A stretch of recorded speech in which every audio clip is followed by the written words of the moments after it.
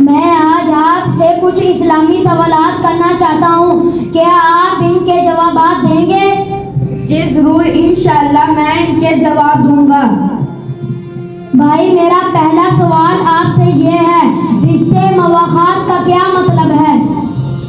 جن صحابہ رضی اللہ تعالی عنہم نے مکہ سے مدینہ ہجرت فرمائی، مدینہ میں ان کا کوئی سہارا نہ تھا، نبی کریم صلی اللہ علیہ وسلم نے اپنی بالغ نظری سے مہاجرین اور انصار کے مابین بھائی چارہ کرایا تھا تاکہ ضرورت کے وقت ایک دوسرے کے مددگار ہوں اور مصیبت کے وقت ایک دوسرے کے غم گسار ہوں، اور مہاجرین اور انصار مدینہ میں بھائی بھائی بن کر رہے، اس کو رشتے مواخات کہتے ہیں۔ میرا دوسرا سوال آپ سے یہ ہے کہ رسول اللہ صلی اللہ علیہ وسلم نے مہاجرین اور انصار کے درمیان رشتے اخوت قائم کرنے کے لیے انہیں کب اور کہاں اکٹھا کیا؟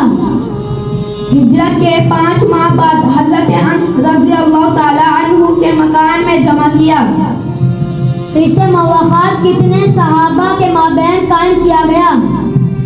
45 مہاجرین اور 45 انصار کے مابین رشتے مواخات قائم کیا گیا۔